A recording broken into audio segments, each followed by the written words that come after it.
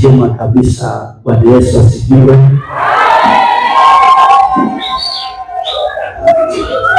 Walioandaa vitu vizuri vya kesho. Bwana Yesu asifiwe.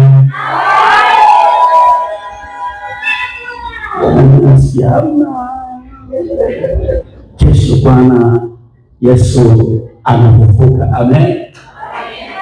Kwa akifufuka kuna vitu lazima viteketezwe. Amina. Sasa jioni ya leo natamani tujifunze kichwa cha somo ambacho kinasema wakati wa uamsho ni sasa.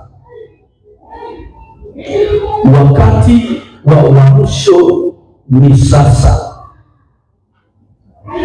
Naomba kwa sauti ya umoja na kwa pamoja tuseme wakati wa uamsho ni sasa.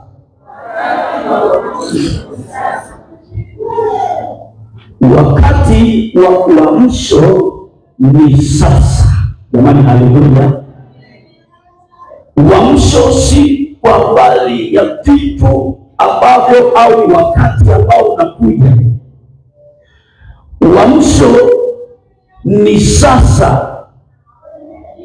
Uamsho ni kuamka.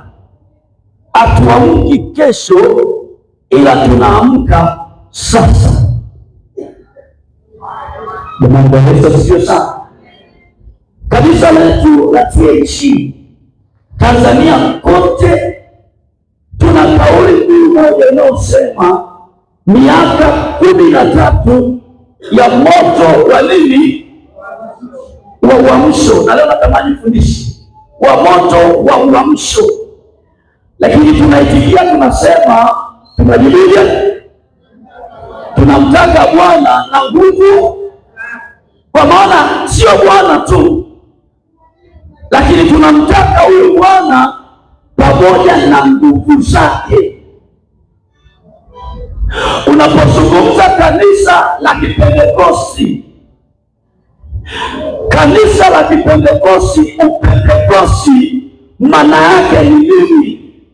Ni kanisa ambalo limeanzishwa si kwa mwanadamu, alianzishwa na mwanadamu, ila ile siku ilipotimia ya 50 baada ya Yesu kufufuka, tunaona umwagiko wa Roho Mtakatifu ulipotokea, ndipo kanisa likaanza kwa nguvu, na ndio maana linaitwa kanisa la Kipentekosti. Sema amina, watu wa Bwana. Hauwezi ukatenganisha kanisa la Kipentekosti na Roho Mtakatifu. Tunaitwa ni kanisa, tunaitwa ni wa Pentekosti kwa sababu asili yetu tumeanzishwa na Roho Mtakatifu, ndio asili yetu. Walipokusanyika wanasubiri ile ahadi ya Baba. Waliposubiri ahadi ya Baba, tunaona ile si ule mlango wa pili, walipotulia, tunaona Roho Mtakatifu akawashukia, ndipo kanisa likaanza kwa nguvu, likaanza kuenea, likaanza kutawanyika, limetawanyika mpaka leo hii tunaliona kanisa la Uyole. Jamani, haleluya. Kwa Roho Mtakatifu na uamsho hawezi ukamtenganisha. Na ngoja niwaambieni watu wa Mungu, uamsho, unapozungumza uamsho si kwa habari ya kundi la watu, maelfu ya watu. Ndani ya kanisa mtu anaweza akaamka akiwa peke yake, lakini wengine wasiwe wameamka. Uamsho si kwa habari ya kundi lote. Mtu anapoamua kuamka, anapoamua kumtaka Roho Mtakatifu, anapoamua kumtaka uamsho, anaweza akaamka yeye mwenyewe. Sema amina, watu wa Bwana. Sasa twende tuangalie maana ya uamsho ni nini. Zipo maana nyingi sana za uamsho, na sijajua ni kwa nini Mungu amekuwa amenipa mafundisho ya Roho Mtakatifu, kila tunapokutana kwenye makongamano, mara nyingi mwangalizi amekuwa akiniambia, kafundishe kwa habari ya Roho Mtakatifu, kafundishe kwa habari ya uamsho. Na kila ninapoenda katika semina, kuna somo ambalo Roho Mtakatifu ananiambia lazima nifundishe kwa habari ya Roho Mtakatifu, kwa habari ya uamsho. Haleluya! Uamsho ni nini? Uamsho ni kuamka kutoka kwenye usingizi wa kiroho. Uamsho ni kuamka kutoka kwenye usingizi wa kiroho.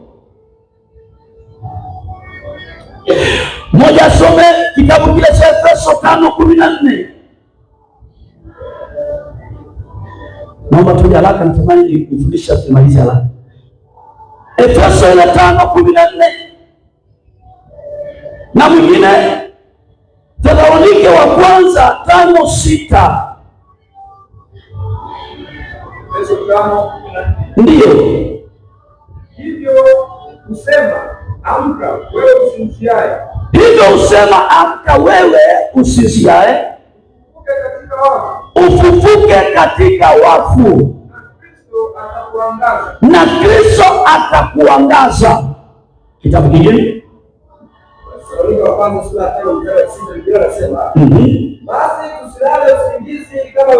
basi tusilale usingizi kama wengine, bali tukeshe na kuwa na kiasi. Kanisa la Bwana, Bwana Yesu asifiwe sana. Unapozungumza uamsho, ukiona watu wanasema jamani, ni miaka ya uamsho, manake kuna vitu ambavyo wameviona vimelala, sio tena vinaendelea kama zamani. Huu sio wakati wa kulala, ni wakati wa kuwa macho. Sema amina, watu wa Mungu. Unajua adui anafanya kazi kwa kasi kubwa sana, anashughulika na vitu ambavyo vinaendelea duniani, anatazama Wakristo, anatazama watu ambao sio Wakristo. Sasa unapolala usingizi wa kiroho, ukazania kwamba hakuna adui ambaye anakufuatilia, upo kwenye hali ya hatari sana. Kanisa, haleluya. Kwa hiyo uamsho ni kuamka, sio kulala tena. Unapolala manake nini? Ukisoma kile kitabu cha Mathayo 13:25 anasema watu walipolala, adui akapanda magugu. Manake unapolala, matokeo yake adui anapanda vitu vibaya. Sema amina, sema amina.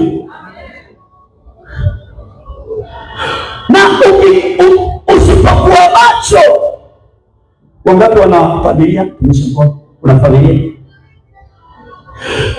Kizazi hichi ambacho tunaishi kwa sasa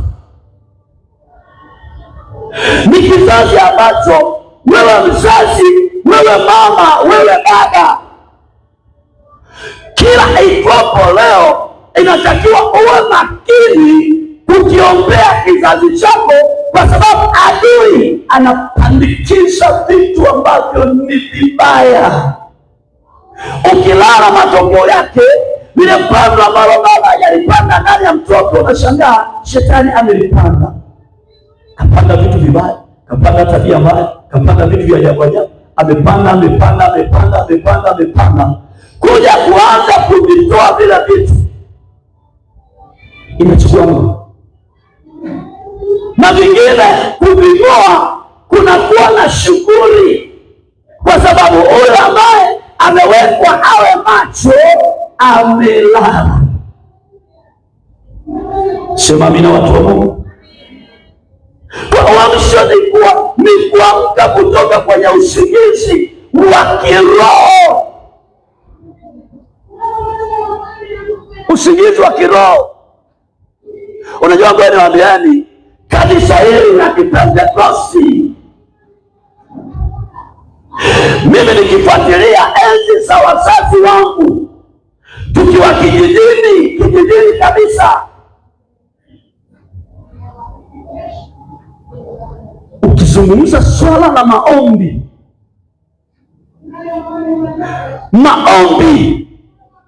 wakina mama Ilanga hapa anaweza akawa anaujua ukweli zaidi. Kanisa lilikuwa linajikita kwenye maombi, lakini kadiri ambavyo tunaendelea, kanisa linazidi kulala. Mtu akifunga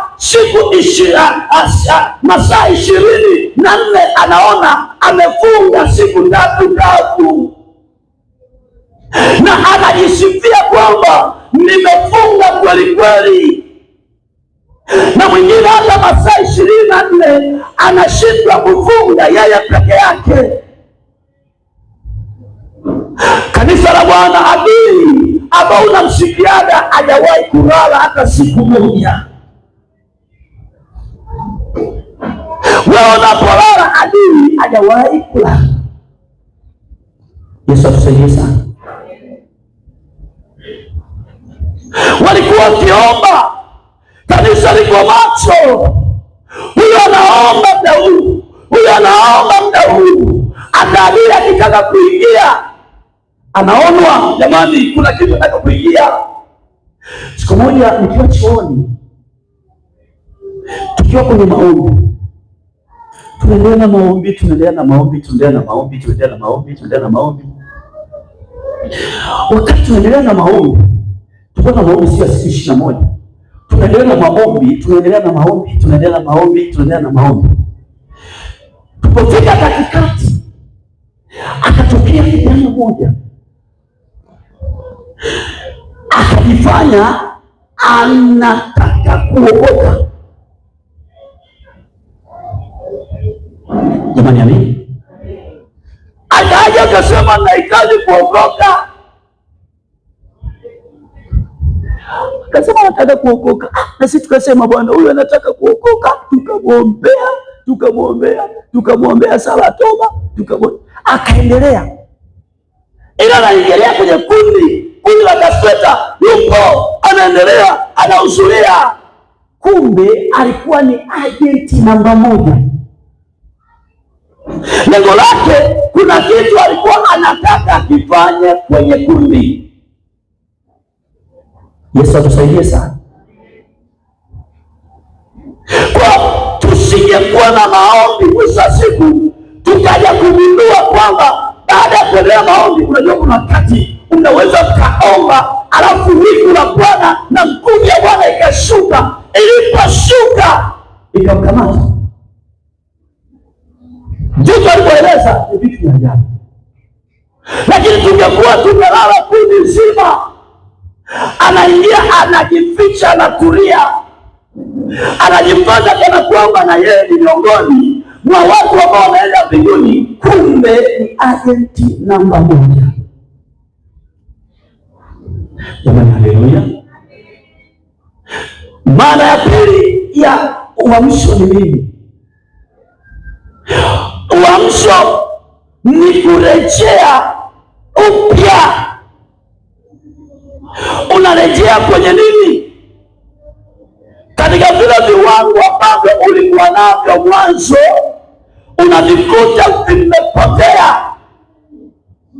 Alafu kama vimepotea, manake unamwambia Yesu, ninatamani nirejee kwenye vile viwango. Unakumbuka wakati unatoka kuokoka, kila mmoja akikusimulia wakati anatoka kuokoka, atakwambia akisikia kwa habari ya ibada, hapo ndani ya moyo wake anatamani akimbie ibadani. Akishinda ibada anajisikia vibaya. Mungu kweli, watu wa Mungu. Lakini kadiri siku ambapo zinasogea, mtu akichelewa ibada au akishinda ibada anajisikia vizuri, moyo wake hauumi, anaona ni amani, anaona ni utulivu. Watu wa Bwana lazima turudi kwenye viwango vyetu. Sema amina, watu wa Bwana. vile viwango vya kwanza ambavyo mtu akichelewa ibada moyo wake unauma, anasema Yesu nisamehe, Yesu nisamehe, nimechelewa ibada. Jamani, vile viwango ndivyo Mungu anavitaka, na kanisa letu tunatakiwa turudi kwenye viwango vile vya mababu zetu wa kwanza ambavyo walikuwa wanaenda navyo. Sema amina. Jamani, haleluya. Viwango ambavyo watu wakiimba wimbo, na inasikitisha sana, watu wanaweza kaimba kwaya, lakini ndani ya kwaya matokeo yake unashangaa aliyokaa kushoto na aliyokaa kulia ni wapenzi na wanafanya vitu vya ajabu na wanaimba kwaya. Lakini watu wa Bwana, zile nyakati za kwanza, mtu akiharibika hata kuingia kwenye mlango wa kanisa ilikuwa ni ngumu.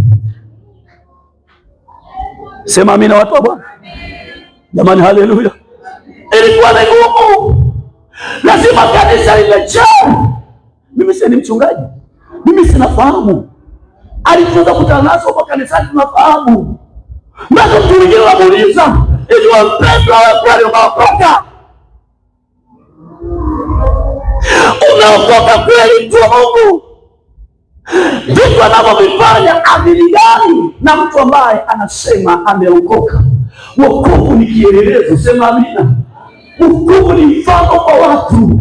Huwezi ukiwa ni mbea unasema mimi nimeokoka, kinywa chako kinatoa maneno mabaya unasema umeokoka, wasiokuwa unazungumzwa. Lakini zile nyakati za kwanza za wazee wetu walikuwa wametembea kwenye viwango visivyokuwa vya kawaida. Kila siku unapotembea na ile na huduma huwa ninasema Mungu Baba nisaidie, bila viwango vya wazee wetu walivyohubiri, walitembea na wewe Mungu, na jamani nabidi nitembee kama wao. Sema amina, watu wa Bwana, kanisa la Bwana, amina. Lakini nyakati za leo, watu wa Mungu, na ndio maana kanisa tunataka uamsho, vitu vinavyofanyika. Siku moja tumekuwa na mkutano, pale kanisani. Ngoja niwaambieni, kuna vitu vya ajabu siku hizi. Nikakutana na vijana wanaimba, nikamwambia, walikuwa wako watatu, nikamwambia nipeni simu zenu. Mmoja nikamwambia kutoa password. Mmoja akaanza kusema unajua nini. Ukiona mtu anaweka password kwenye message, password kwenye nini, password wewe ujuage huyo, hebu muangalie, yani kila kitu password. Nikamwambia leteni simu. Tunaendelea na mkutano. Nikamwambia leteni simu. Mmoja akaleta, mwingine akaleta, huyu mwingine akasema akule kadipa. Nikamwambia fungua password. Mara kwanza ananitazama, fungua password, ananitazama. Nikamwambia fungua hii password, vinginevyo uondoke hapa na simu yako nisikuone tena. Akanitajia ile password. Nilipokikuta mule, yani hata shetani mwenyewe anaweza kashangaa. Lakini kwenye mkutano mchana saa 7, haleluya, amen, haleluya, amen, haleluya, amen, haleluya, amen. Nikamwambia huyu Pentecost, huyu ni ulokole tunaujua. Message zinazoandikwa hapo, hata wanandoa wakati mwingine sijajua kama wanaweza, yani sielewi, yani sielewi wanandoa kama hata mimi mwenyewe nipo ni mwanandoa. Message za namna ile, kwa kweli mke wako sije kumwandikia message za ajabu, na wote anamwandikia huyu na huyu, kijana ni mlokole, huyu hapa binti ni mlokole, huyu anaimba kwaya na huyu anaimba kwaya. Jamani, ni kweli Roho Mtakatifu na nguvu zake zinaweza kashuka kwa namna hiyo? Haiwezekani. Yesu atusaidie sana. Kwa hiyo ni kurejea kwenye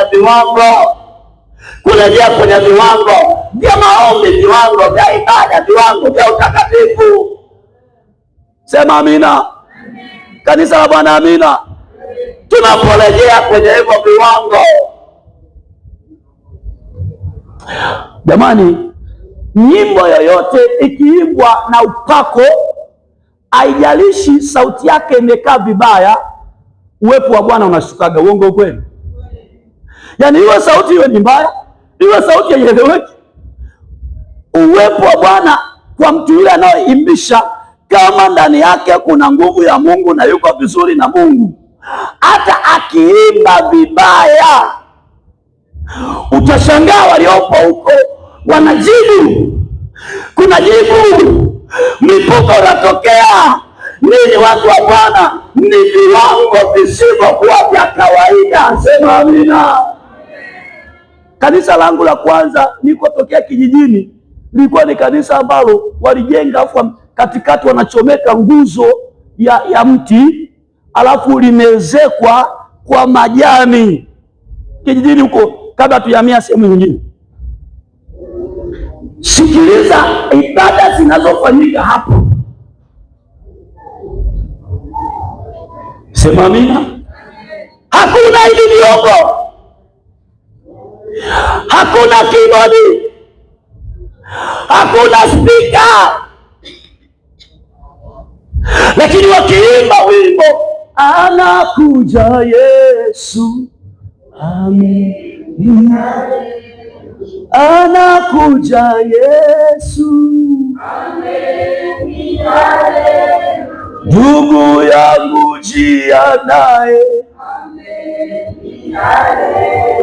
ameni, haleluya. Akirudia mara tatu unashangaa kuona hili kaja. Yesu ana ujumbe unakuja, Yesu anakuja, ujumbe, Yesu anakuja, Yesu anakuja, Yesu anakuja. Makanisa mengine wananunua viwanja wenyewe. Yesu anafanya nini?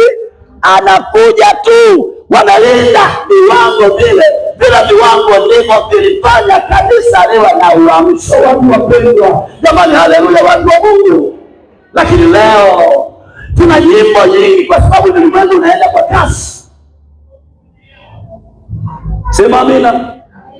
Tenzi inaweza ikaimbwa ya kawaida, lakini tuni yake, kuna wakati unajiuliza hivi tuni yenyewe au ni tunaingia katika mtiririko wa namna gani? Hata tukienda tuni zingine bado haina shida, lakini kitu kikubwa sana tuangalia vile viwango vya Roho Mtakatifu kwenye ibada. Sema amina, watu wa Bwana. Jamani, haleluya! Jamani, haleluya! Mwimbishaji wetu njoo. Mungu akubariki. Jamani, anaimbisha vizuri. Yaani kesho siku Bwana anafufuka, nikumbushe zawadi. Zawadi ni kitu chochote, hata bigi bomu. Naomba aje na mama mmoja wa makamu kidogo. Nitolee, unaweza kukosa zawadi, nitolee haraka.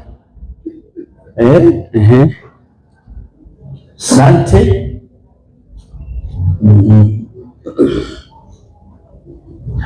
Muimba cha kutuma.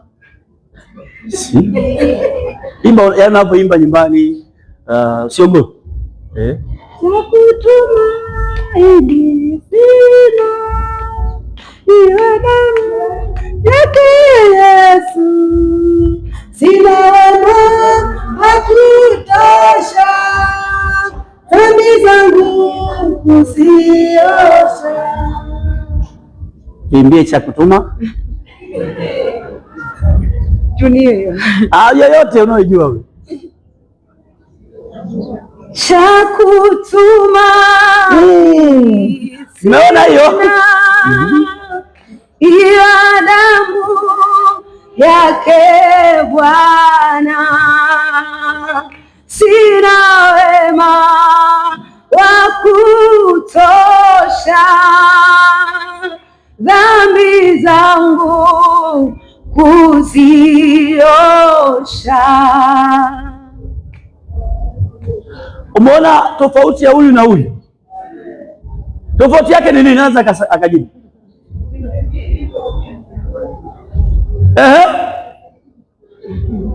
Tofauti yake ni nini?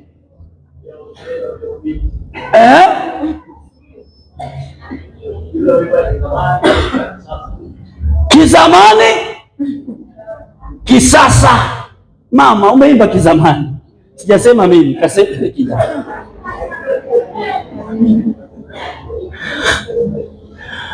Jamani, haleluya. Kaimba kizamani, kaimba kisasa. Hata walipovaa kizamani, kisasa. Barikiwe sana watu wa Mungu. Jamani, haleluya watu wa Bwana. Sasa nyakati za leo watu wa Mungu, yaani kuna vitu mtu anaweza akaimba mpaka unaweza kasema hivi, alikuwa anasema cha kutumaini, alikuwa anasema nini pale, mpaka usikilize kwa makini. Haleluya, haleluya. Unashangaa ni mpishaji anawadaa watu kanisa. Haleluya, haleluya, ni haleluya hiyo, haleluya, ni haleluya hiyo. Lakini zamani kwa anasema haleluya, lakini haleluya. Sasa akianza kuimba na vijana nyakati za leo, watu wa Mungu, kama wako vijana ambao hawajaoa, Bwana hatuoi mtu ambaye anaimba kwa sauti inayopendeza. Sema amina watu wa Bwana. Yaani usije ukaenda kuoa eti kwa sababu anaimba kwa sauti nzuri. Hakuna ndoa sio sauti. Uongo kweli? Sema amina watu wa Bwana. Jamani, haleluya. Jamani, haleluya. Vile viwango ambavyo haijalishi utaimba kwa tuni ya sasa au tuni ya zamani, tunachokiangalia tunataka mlipuko leo takatifu. Sema amina watu wa Bwana. Jamani, haleluya watu wa Mungu. Jamani, haleluya watu wa Bwana. Tunachotaka mlipuko leo takatifu kwenye ibada. Amen. Amen. Sasa mkaka yeye wadada sio hapa. Mimi natolea mfano. Au si mimi sielewi hawa.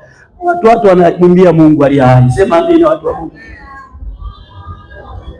Mimi wakati chuoni.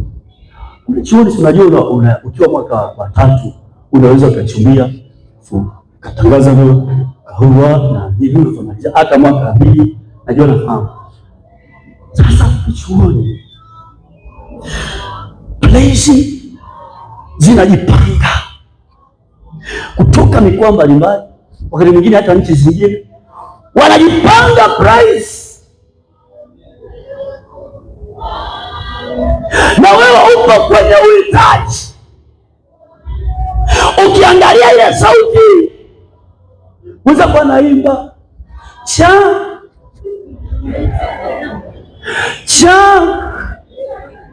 hiyo, ndio anataka kuimba cha kutumaini hiyo cha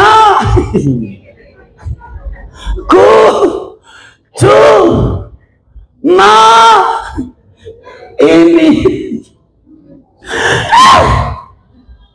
Umetoka kijijini, haujawahi kuona teori ya cha, hujawahi kuiona kule cha kutumaini sina ila damu yake Bwana, lakini huko sasa ni cha kutumaini. Kijana anatoka anakimbia kwa baba mchungaji. Baba mchungaji ndio baba Ilanga, sio wewe. Sasa sio kachukua tukufu kwa Ilanga. Tena unajua kijana anapotaka kuoa heshima anaiongezaga. Sasa hapo enda kwa baba mchungaji, anapiga magoti. Baba, nasikia wito ndani yangu wa kuoa. Baba Ilanga anamuuliza, ndio mwanangu, umemwona nani pale kanisani? Baba, jina lake sijalishika vizuri, ila anaibada cha anamwambia baba, pale wanaimba wengi cha yupi? Kuna moja anakazia sana cha kunuyo pembeni. Baba atafuatilia, baba watu atafuatilia. Hebu sasa siku ya Jumapili angalia anavyoimba hapo, niambie mwanangu, ilitunywa jina.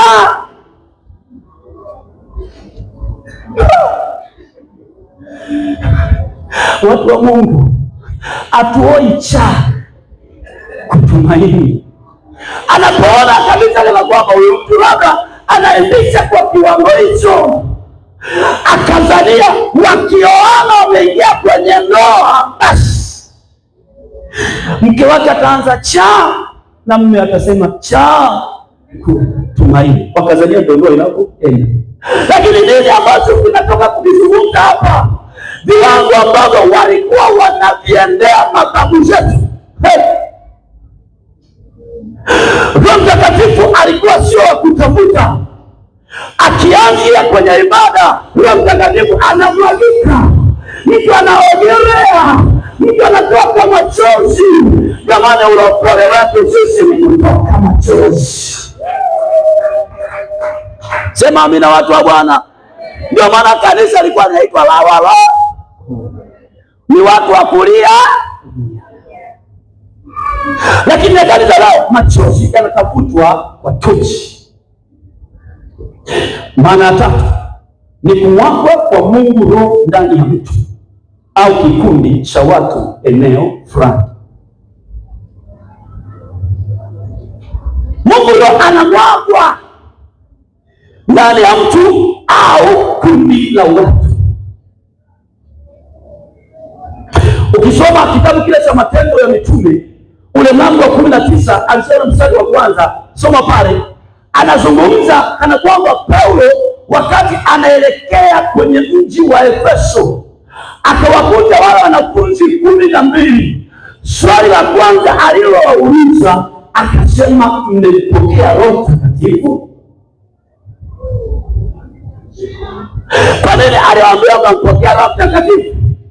Manake alijua kanisa haliwezi likakaa bila Roho Mtakatifu. Mpendwa hawezi akastahimili chochote bila Roho Mtakatifu. Wale wanafunzi wakasema hawatakumsikia nitamsikia. Sema amina, watu wa Bwana. Anauangalia mji wa Efeso, na ndio maana ukisoma ule mlango wa 6 analiambia kanisa vaeni silaha zote, kwa sababu mji wa Efeso ulikuwa ni mji ambao kuna mungu mmoja anaitwa Atemi, wanamuita mungu Atemi. Yule mungu wanamwabudu, wanaingia kwenye hekalu lao, wamemweka huyo mungu ambaye anaitwa Atemi. Alafu wanafanya vitu vya ajabu huko ndani. Uasherati umejaa huko ndani, watu wamejaa nguvu za giza, uchawi umeenea kwenye mji wa Efeso. Na ndio maana anawaambia jamani, vaeni silaha. Jamani, haleluya, watu wa Bwana. Anawauliza wanafunzi, anasema mmempokea Roho Mtakatifu? Wanajibu hata kumsikia hatujamsikia. Akasema jamani, hebu pigana. Akawaombea, alipoombea wakajaa Roho Mtakatifu. Walipojaa Roho Mtakatifu, matokeo yake ni nini? Wakaendelea kustahimili kwenye mji wa nini wa Efeso, pamoja na kuwa na changamoto nyingi. Nini ambacho nataka kusema, watu wa Bwana? Maana ya uamsho ni kujaa Roho Mtakatifu ndani ya mwamini. Sema amina, watu wa Bwana. Unapojaa Roho Mtakatifu, maanake uamsho automatic unakuja. Roho Mtakatifu ni chanzo cha uamsho. Hauwezi ukafanya jambo lolote kama Roho Mtakatifu hayupo ndani yako, na sio Roho Mtakatifu wa kubepubepu. Tunatakiwa tuchae Roho Mtakatifu mpaka afuriki. Sema amina. Jambo la nne, uamsho ni hali ya kurudishiwa uzima, utukufu, heshima iliyopotea. Ni hali ya kurudishiwa uzima, utukufu, heshima iliyopotea. Kuna vitu ambavyo vimepotea kwa mtu. Matokeo yake ni nini? Uamsho unakuwa hauko. Tunaona Adamu na Eva walipomkosea Mungu, walipotelewa na utukufu wa Mungu. Sema amina, watu wa Mungu. Unapotenda dhambi ya aina yoyote, wewe umefunikwa na utukufu wa nini? Wa Mungu. Ukitenda dhambi, ule utukufu wa Mungu unafanya nini? Na ndio maana nataka kuuliza mtu, bwana wewe, nilikuonaga miaka kadhaa ukihubiri tunaona matokeo, ukiimba tunaona matokeo. Na hata ukiimba, yani nyimbo zinaonekana kama hazina utukufu, manake kuna kitu ambacho amekipoteza, ametenda dhambi. Na kuna dhambi zingine ni za siri, mtu anazifanya dhambi kwa siri, ajui kwamba zinaondoa utukufu wa Mungu ndani yake. Amina, watu wa Bwana, zinaondoa utukufu. Adamu alipotenda dhambi, matokeo yake utukufu wa Mungu ukawa umefanya nini? Ndio maana Mungu akaamua sasa amtengenezee vazi nyingine, angalau kwa sababu anaupona uchi, kwa sababu huko wamejifunika nini? Majani. Lakini anasema kutuko uchi, lakini bado Mungu akaona pamoja na kumitengenezea mavazi hayatoshi. Sema amina, watu wa Mungu. Kwa hiyo ni lazima kurudishiwa ule utukufu, ile heshima ya kwanza irudi kwa mtu ambaye ameokoka. Kwenye kipengele cha mwisho, hatua za kuleta uamsho. Hatua za kuleta uamsho. Namba moja, hatua ya kwanza ya kuleta uamsho, ili uamsho uweze kutokea, lazima kujitoa kwa dhati bila kusubiri mtu wa pili au mtu mwingine. Kujitoa kwa dhati bila kusubiri mtu wa pili au mtu mwingine. Watu wengi huwa wanataka waende na kikundi cha watu. Anataka kama ni wanakwaya, basi wote waamke wakiwa watano, na yeye basi aweze kuamka. Sasa uamsho hauwezi ukatokea kwa mantiki hiyo au kwa maana hiyo. Nini matokeo yake? Lazima kama wewe unatamani uamsho utokee, kwa mfano ni mwana praise au mwanakwaya, unatamani uamsho utokee kwenye praise, unaanza na wewe ukiwa na shauku kwamba Mungu, natamani praise yetu, natamani kwaya yetu ifikie kiwango fulani. Ukiwa na shauku wewe mwenyewe, uamsho unatokea. Sema amina, watu wa Bwana. Unaanza na mtu huyo mmoja, wala sio kundi la watu. Sema amina, watu wa Mungu. Kwa uamsho unaanza na mtu mmoja ambaye anajizatiti kana kwamba anataka uamsho utokee, na kweli uamsho unatokea. Amen, amen. Lakini asipojitoa, yeye anasubiri kundi la watu, uamsho huwezi ukatokea. Unapokuwepo kwenye mazingira yako unayoishi, uko kazini na unataka uamsho utokee kwenye kazi yako, anza wewe. Mnaweza kuwa unafanya kazi 10, lakini ndani ya ufanya kazi wenu bado unaona kabisa Mungu hapa hayupo, unaona kabisa kuna upagani mwingi. Lakini utakapokuwa wewe binafsi na kusema mimi nimeamua, nataka uamsho, nataka Mungu ajidhihirishe mahali hapa, Mungu huwa anajidhihirisha. Sema amina. Haleluya kanisa, haleluya kanisa. Kwa hiyo usipojitoa wewe kama wewe, matokeo yake uamsho hauwezi ukatokea. Nakumbuka wakati nafanya kazi, wakati nipo hiyo kazi ya kwanza, yule bosi wetu alikuwa ni Muislamu, yani Muislamu kabisa, yule Mwarabu. Nimeenda pale karibia 90% watu ni waibu. Sema mimi na watu. Sasa mimi nimeenda nilipatwa na ninaokoka. Hawezi ukafika tu mara moja na kusema jamani, mimi sinichukulia hivi kwenye dini yenu. Hapana, nikasema Mungu nipe neema. Wanapita wanasalimiana kwa salamu yao, mimi hakuna hata moja ambaye anaweza kasalimiana naye. Jamani, haleluya. Lakini ngoja nikuambiane watu wa Mungu, nilikuwa nafundisha hakuna kikundi cha kasfeta. Unajua sasa, kama mmiliki wa shule ni wa hivi, alafu namwambia nataka kuweka kasfeta, hawezi akafanya nini? Akakuelewa. Tukaenda taratibu, kumbe ndani yako, ndani ya wafanya kazi kuna walimu kama wawili, nao walikuwa ni Wakristo, ila walipoingia pale wakajifanya na wenyewe kama sio Wakristo ili kutetea kazi na nini. Ili bosi, unajua kuna bosi mwingine anajua kwamba wewe ni Mkristo, hasa Mkristo wa Upentekosti, ni bora uwe Mkristo wa hivi na hivi na hivi, unaelewa? Wa hivi na hivi waga ana shida, unajua. Lakini Mkristo ambaye anapoingia kazini lazima aombe, azunguke shule kama sio kwake, huyo kuna hata bosi anaweza akampenda. Sema amina watu wangu. Nikaona endelea, nikasema Mungu, hapa kuna watoto na waona kabisa ambao ni wa Pentekosti, wanahitaji waona ibada. Wakati nimeendelea kuomba, mwisho siku ndio naondoka, kasfeta ilianzishwa. Sema amina watu wangu. Uamsho unaanza na mtu mmoja, auanzi na kundi la watu. Sema amina watu wa Mungu. Uamsho unaanza na mtu mmoja. Lakini jambo lingine, ili uweze uamsho uweze kutokea, lazima uwe na shauku au kiu. Zaburi 42:1-2 na Isaya 44 mstari ule wa 3, tusome hapo.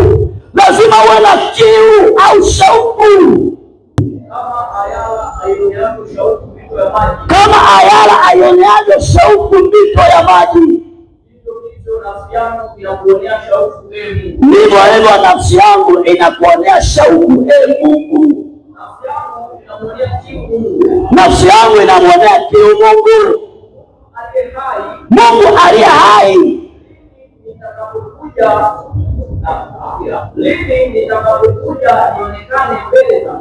Isaya 44 aliyopaona,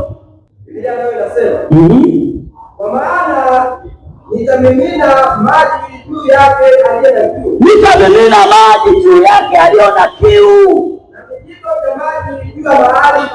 na vijito vya maji juu ya mahali pakavu. Nitamwaga roho yangu juu ya wazao wako. Nitamwaga roho yangu juu ya wazao wako. Ili uamsho uweze kutokea, lazima uwe na shauku. Jamani, haleluya watu wa Mungu. Shauku ndio inafanya uamsho utokee. Nikuulize dada swali moja. Kama mwenyewe naomba niulize swali. Unaweza kusimama? Ukiwa na shauku na kiu ya kunywa soda na huna hela, huwa unafanyaje? Ongea ule ukweli.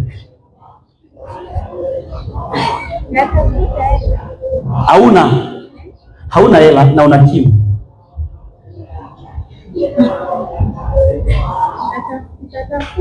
utaitafuta kwa njia ya ili mradi upate. Umeipata hela saa 12 jioni, afu mvua ikaanza kunyesha na ndani hauna mwavuli na kiu nayo na hela unayo, unafanyaje ili utoke uende dukani kununua hiyo soda?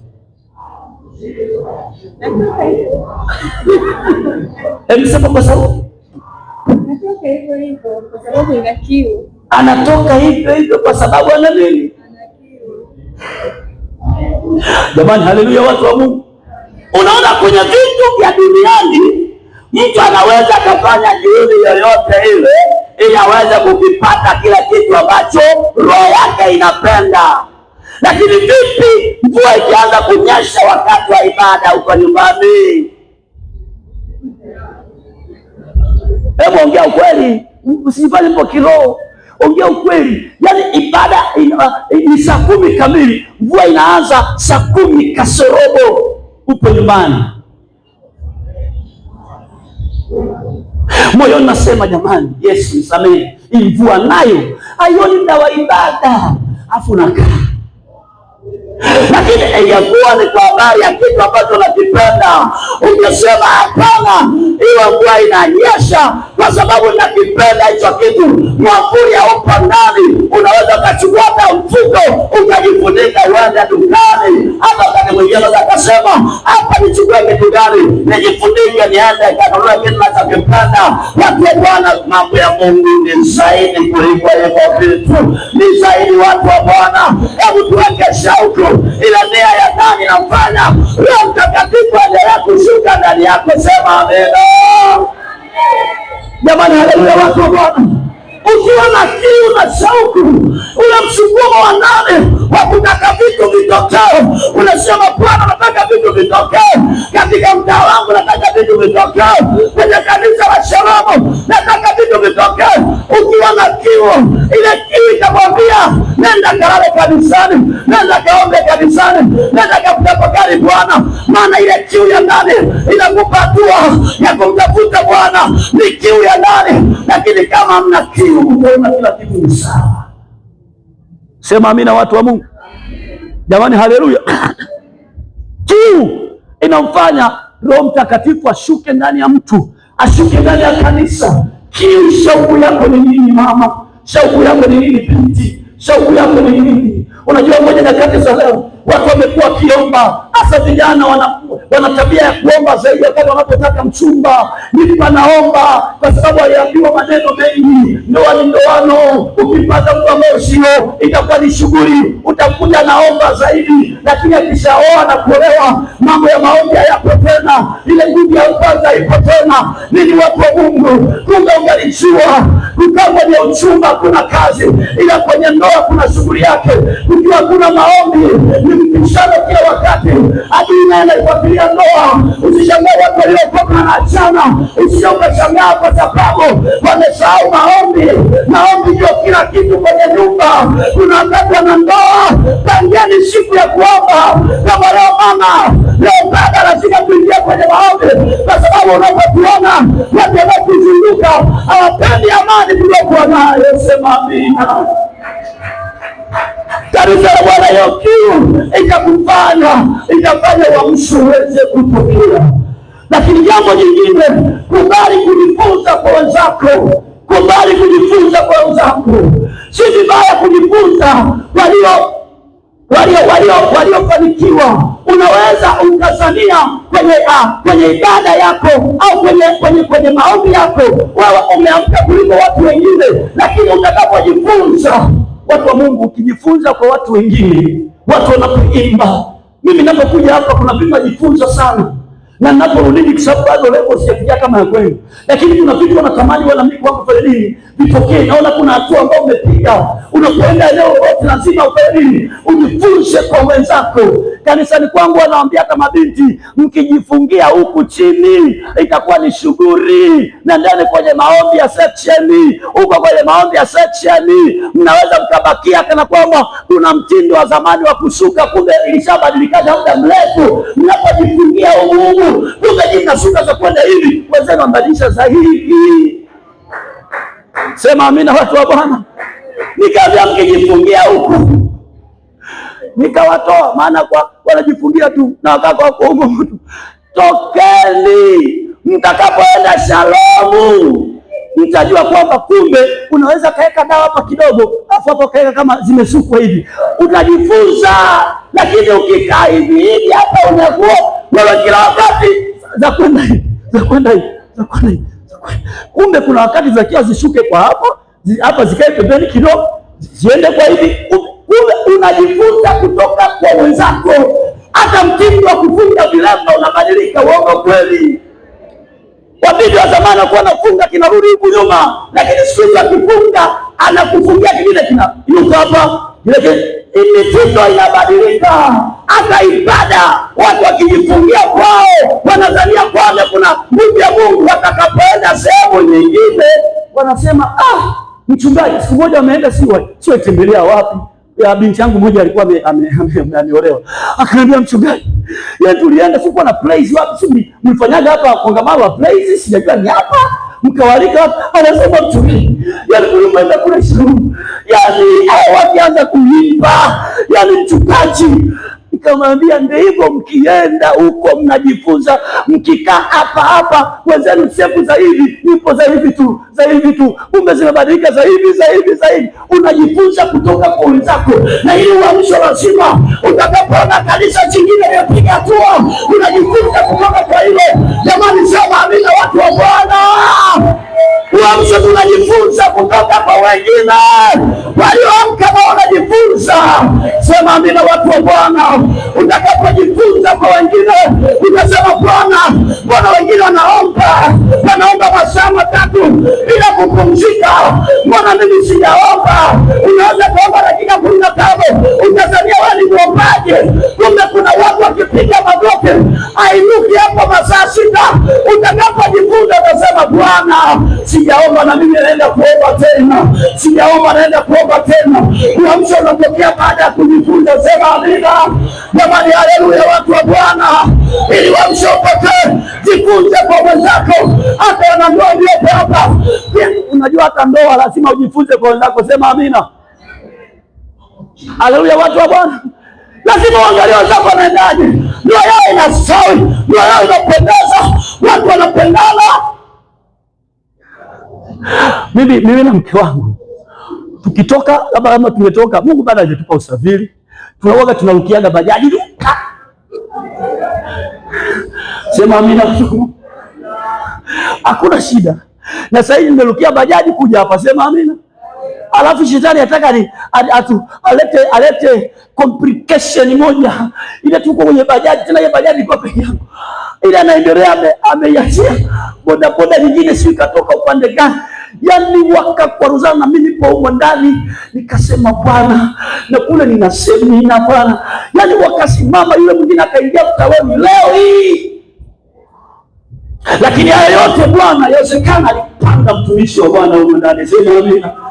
Yule bodaboda anaanguka mtaweni, pige na pinda.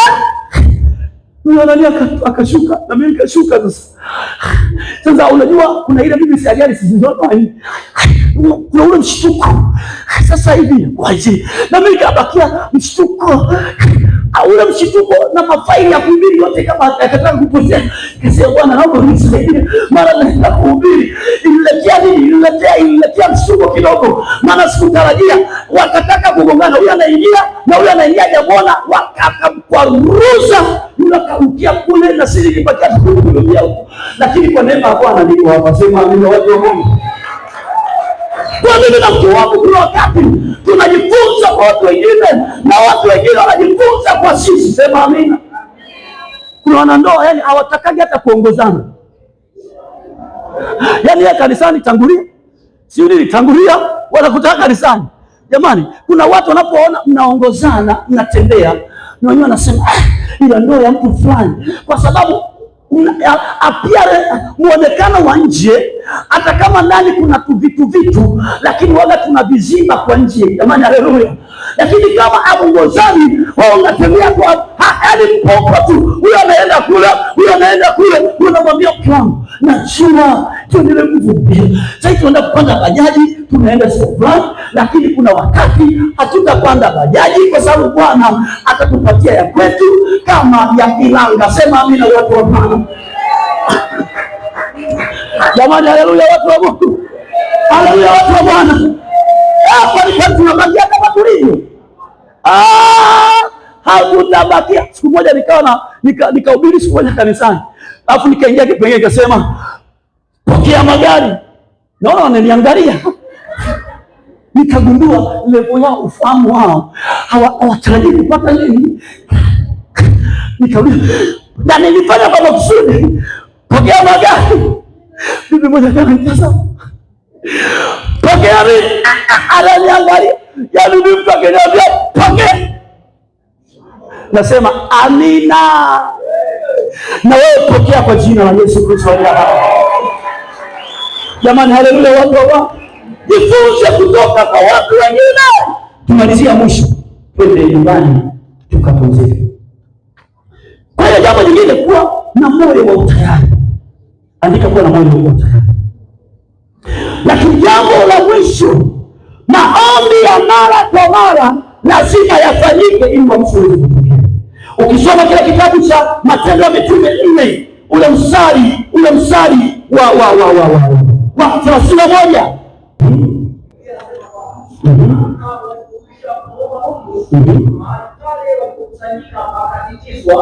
wote wakajaa Roho Mtakatifu wakanena neno la Mungu kwa ujasiri. Ufunuo 8:3-5. Anzia Ufunuo 8:3-5. Biblia inasema kwamba na malaika mwingine akaja. Soma. Na malaika mwingine akaja akasimama mbele ya madhabahu kwenye chetezo cha dhahabu. Akapewa uvumba mwingi ili autie pamoja na maombi ya watakatifu wote. Pamoja na maombi ya watakatifu wote. Juu ya madhabahu ya dhahabu iliyo mbele ya kiti cha enzi. Na moshi kwa ule uvumba ukapanda mbele za Mungu pamoja na maombi ya watakatifu kutoka mkononi wa malaika. Na huyo malaika akitoa kile chetezo akakijaza moto wa madhabahu akavuka juu ya nchi, ukawa radi na sauti na umeme na tetemeko la nchi. Amen.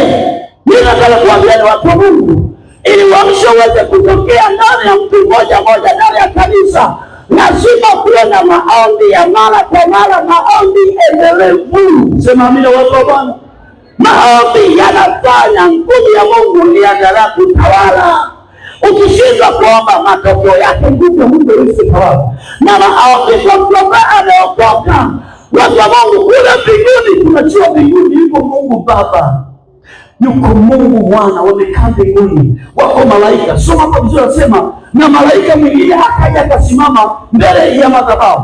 Napokwenda kumalizia iko hivi, unapoomba tunafahamu mzunguko ili mvua itokee. Tunafahamu ili mvua itokee kunatakiwa kuwe na nini na nini? Kwa jiografia kuwe na nini na nini? Ili mvua itokee kunatakiwa kuwe na nini?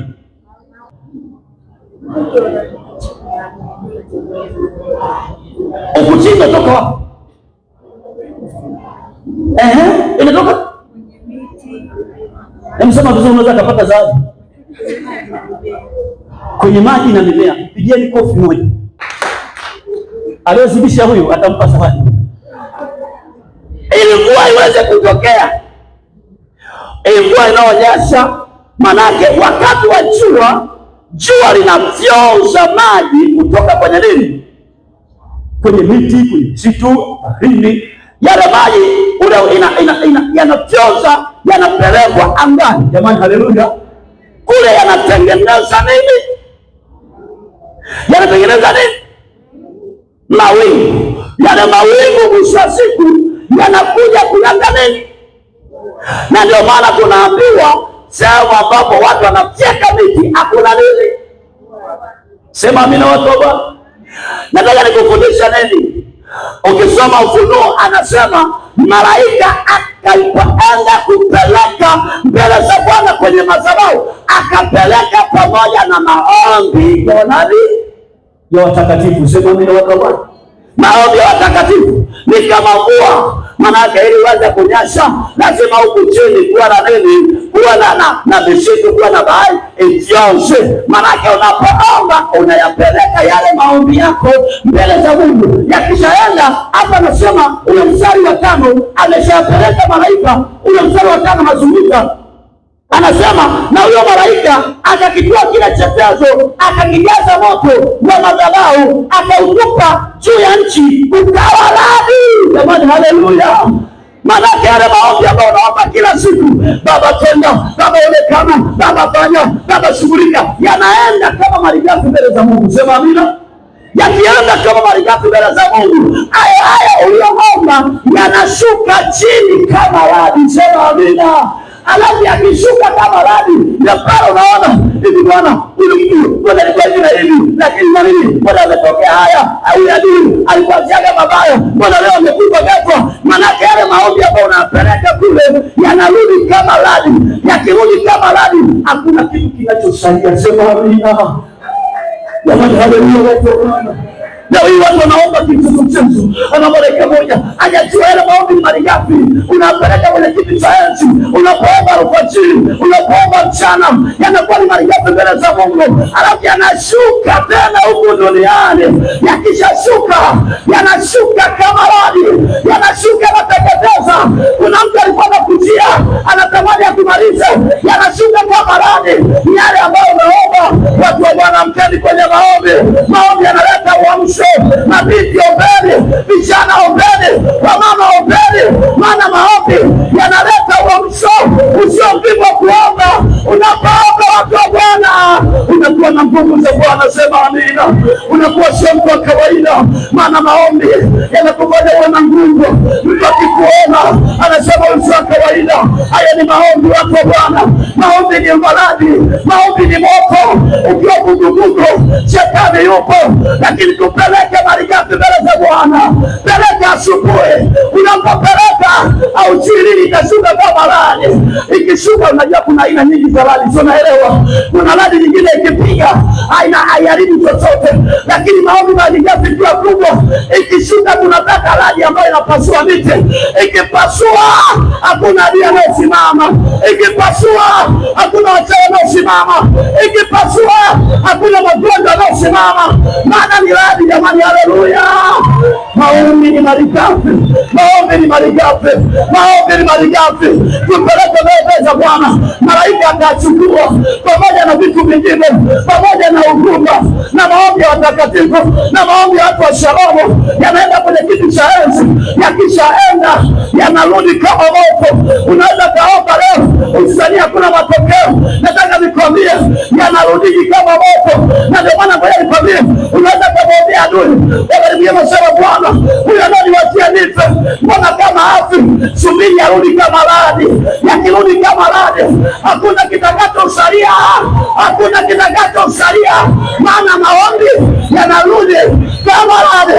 Watu wa Bwana, jamani, watu wa Shalom, maombi, maombi, maombi, maombi ndio kila kitu. Nasema tuamke kwenye maombi, amke kwenye maombi. Maombi ni kila kitu, yanaleta uamsho ndani ya kanisa. Kwenye ndoa yako unaleta uamsho. Watu wa Bwana, maombi, ukiwa na maombi endelevu, maombi ndio kila kitu. Kuna mtu anakuachiaga mabaya, anasema ametoa mshale, nipeleke malighafi mbele za Mungu. Mwambie Bwana wa mabwana, waliotoa mshale Bwana akashughulika nao, maana maisha yao wanatamani. Bwana, nasema maombi ni ya muhimu. Watu wa Bwana, yanashuka kama radi. Mabinti wazangu, jaeni maombi, jaeni maombi, jaeni maombi, jaeni maombi. Utakuwa sio kwa kawaida. Mchawi akikuangalia ananuna yeye mwenyewe, kwa sababu wewe ndani yako umejaa maombi. Hata kama umri wako ni mdogo, lakini ukijaa maombi unakuwa ni mtu tofauti. Hakuna mtoto wa kugusa, hakuna mchawi kugusa mtoto, hakuna mtoto kugusa, maana maombi yanashuka kama radi. Watu wa Bwana, saa ya uamsho ni sasa. Saa ya uamsho ni sasa. Saa ya uamsho ni sasa. Tunamtaka Bwana na nguvu zake. Tunamtaka Bwana na nguvu zake. Tunamtaka Bwana na nguvu zake. Tunamtaka Bwana na nguvu zake. Inueni mikono yenu. Tunamtaka Bwana na nguvu zake. Tunataka Bwana na nguvu zake. Nguvu za Bwana Yesu. Lebe sakata rimo karabasa yende ya manda rabasa rikatari ya manda bosa. Watu wa Mungu, saya wamsho, saya wamsho ni sasa, saya wamsho ni sasa. Wakati wa wamsho ni sasa, si wakati mwingine mabinti, si wakati mwingine wa mama, si wakati mwingine umelala vya kutosha, umelala bila kuomba, umelala vya kutosha, unashinda kufunga mwezi mzima, unazania uko salama wewe, au uko salama mtu wa Bwana. Huduma yako haiwezi kwenda mbali, watoto wako hawezi kufika mbali. Ukiwa ni mtu wa kulala, ukiwa ni mtu wa kulala, amka usingizini, amka binti nasema, amka usingizini. Wakati umefika, wakati umefika. Bwana kutumia kizazi, Bwana kutumia vijana, Bwana kutumia wamama, Bwana kutumia watoto. Wakati huu ni sasa, wakati umefika. Naliona wingu la Bwana naona wingu la Bwana, naona wingu la Bwana. Yakabosaya, ni wakati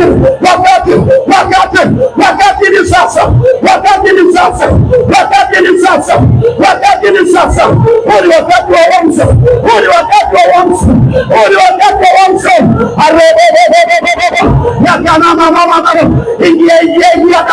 Ingia katika kilindi. Kilindini kuna mambo, kilindini mambo yanatokea, kilindini kuna vifo. Ayabosaka, ayabosaka, ayabosaka, ayabosaka. Yakataria mambo, yakabosaka. Malighafi ya maombi ifike kwako Baba, malighafi ya maombi ifike kwako, itakapochukuliwa na malaika ikashuka kama radi, ikashuka kama radi.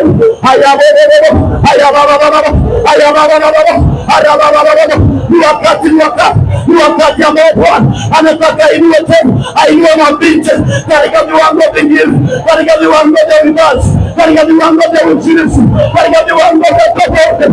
Huu ni wakati, huu ni wakati, huu ni wakati wanga wa kurejea kwenye viwango vya Bwana. Huu ni wakati, wakati alabosu yakabora yakatabosa yakariamanda shekatariama. Naliona wengi, namuona Roho Mtakatifu, Roho Mtakatifu, Roho Mtakatifu. Ayayayayaya, anababosa. Niunganishe, niunganishe, tuunganishe na Roho, tuunganishe na Roho. Nababosa, yakabosa, yakabosa, yakabosa.